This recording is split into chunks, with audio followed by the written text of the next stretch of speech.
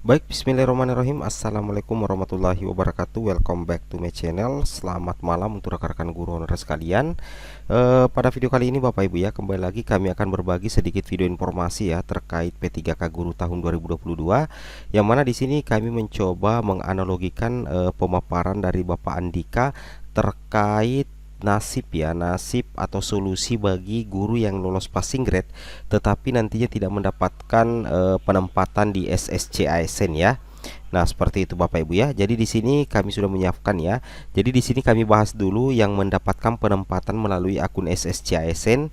Yang pertama itu adalah guru lulus PG akan melakukan proses daftar ulang di SSC ASN.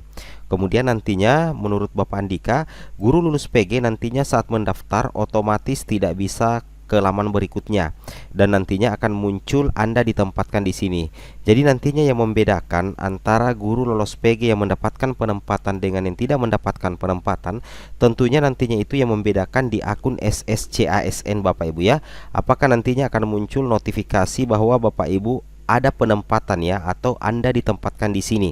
Ini sih sebenarnya belum juknis resmi ya. Ini baru bayangan yang sempat dijelaskan oleh Pak Andika yang kami coba translate dalam bentuk tulisan seperti itu ya. Jadi jadikan saja ini sebagai tambahan referensi ya. Dan untuk informasi resminya tentunya Bapak Ibu silahkan tunggu pengumuman resmi dari Panselnas seperti itu ya. Jadi nantinya bagi rekan-rekan guru yang sukses mendapatkan penempatan akan muncul notifikasi ya bahwasanya Anda ditempatkan di sini. Nah, bagaimana dengan yang tidak mendapatkan penempatan? Di sini juga sudah dibahas oleh Pak Andika bahwasanya yang tidak mendapatkan formasi itu baru sebatas pendapat Bapak Ibu ya, itu baru sebatas pendapat dari Kemendikbud dan sama sekali belum dikomunikasikan dengan Panselnas. Di sini ada penawaran ya, ini ada yang pendapat ya yang diutarakan oleh Pak Andika untuk menjawab pertanyaan dari guru lolos PG. Di sini katakan admin buatkan ini solusi Kemendikbud untuk P1 yang tidak dapat ditempatkan. Di sini kita ambil contoh, misalkan guru lolos PG itu ya, dia tetap P1 sejarah ya. Maksudnya guru lolos passing grade itu mapel yang didaftar kemarin itu kan sejarah ya. Berarti dia lolos PG P1 dengan mapel sejarah. Tetapi ketika penempatan itu sudah tidak ada lagi tersedia kuota untuk formasi atau mapel sejarah, sehingga secara otomatis pelamar prioritas atau guru lolos PG P1 sejarah ini itu secara otomatis tidak bisa ditempatkan di instansinya, bahkan di luar instansi sekalipun juga tidak bisa ditempatkan. Nah, nantinya di sini Kemendikbud melalui Pak Andika sempat mengatakan bahwa apakah dia tetap P1 sejarah atau turun menjadi P3 sebagai sosiologi daripada harus nunggu. Nah, kan seperti itu ya. Jadi P1 sejarah karena tidak ada penempatan berarti harus nunggu, berarti otomatis ini masuk cloud ya. Ini masuk cloud menurut admin pribadi ya. Mudah-mudahan ya, kalau salah silakan dikoreksi di kolom komentar. Jadi P1 sejarah berarti nunggu dulu karena sudah tidak ada penempatan. Namun kemudian apabila memilih P3 sebagai sosiologi karena antara linearitas sejarah dengan sosiologi itu ada kemiripan Bapak Ibu ya, ada kemiripan karena sebenarnya sosiologi dan sejarah itu satu rumpun sebenarnya ya, itu satu rumpun. Jadi P3 atau prioritas ketiga, ketika Bapak Ibu memilih prioritas ketiga, nantinya kembali ke non ASN pada umumnya. Jadi Bapak Ibu sebagai P3 harus menjalani SOP P3 pada umumnya, itu observasi dan tahap verifikasi atau tentunya bersaing dengan pelamar prioritas 3 yang lain. Nah, itu ya konsekuensi dari Kemendikbud ya jika menerapkan solusi ini. Tetapi ini kan belum resmi ya, ini baru analogi dari Pak Andika dari Kemendikbud ya. Jadi kita tunggu saja ya informasi resmi di SSCSN ataupun juknis pendaftaran P3K Guru tahun 2022.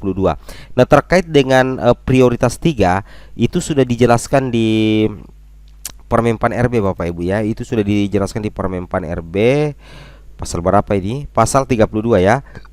Terkait seleksi prioritas. Nah, di pasal 32 ayat pertama di sini katakan seleksi kompetensi bagi pelamar prioritas 1 itu menggunakan hasil seleksi tahun 2021. Nah, jadi kita lihat di sini untuk seleksi kompetensi bagi pelamar prioritas 2 dan P3 itu dilakukan dengan menilai kesesuaian, apakah kualifikasi akademik, apakah kompetensi, apakah kinerja, atau pemeriksaan latar belakang background check. Anggaplah karena ini memang belum resmi, anggaplah misalkan ini jadi diterapkan. Bapak Ibu sebelumnya P1 sejarah atau kembali memilih ke P3 sebagai sosiologi daripada menunggu, maka Bapak Ibu ketika memilih P3 itu kembali ke non ASN pada umumnya. Berarti Bapak Ibu harus menjalani SOP P3K observasi atau verifikasi. Nah, apa yang akan diikuti? Ini Bapak Ibu akan diperiksa terkait kualifikasi akademik Bapak Ibu ya, berarti ijazah 1, kemudian kompetensi Bapak Ibu, kinerja Bapak Ibu, dan pemeriksaan latar belakang atau background check ya. Jadi seperti itu Bapak Ibu ya. Jadi nantinya dari P1 ke P3 ya, tetapi admin katakan ini belum resmi.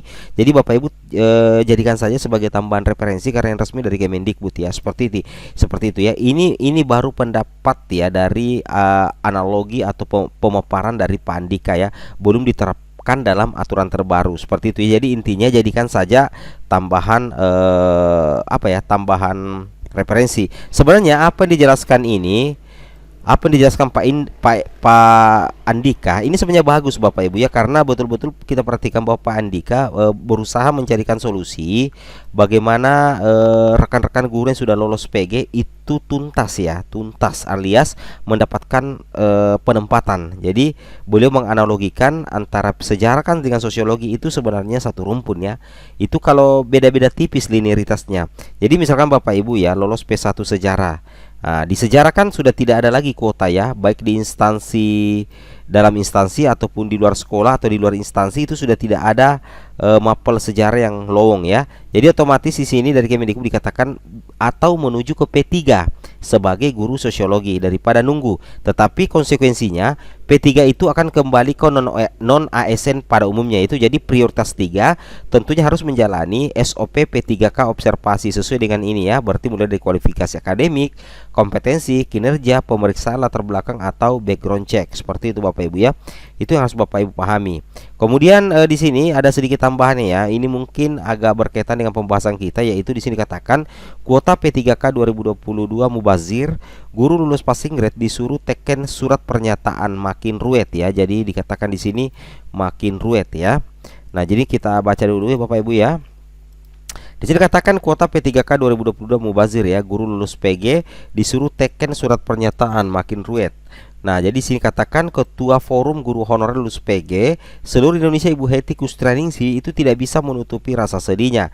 Pasalnya sudah ada Pemda yang meminta guru lulus passing grade membuat surat pernyataan untuk penempatan di luar daerah. Jadi ini baru pernyataan ya. Kami tidak pahami apakah memang semua daerah akan membuat surat pernyataan untuk penempatan luar daerah.